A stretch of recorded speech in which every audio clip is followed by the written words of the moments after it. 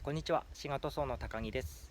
本日は足場の解体を控えています現場にお伺いしました。塗装工事が完了しますと、こういった足場ですね、足場の解体作業に入っていきます。現場の近くにおトイレがない場合はこういうふうにですね、仮設トイレの方を設置します。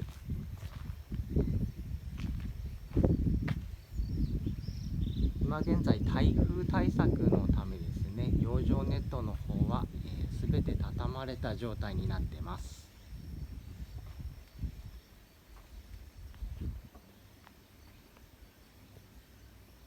このぐらいの足場であればだいたいおよそ1日で、解体作業は完了する予定です。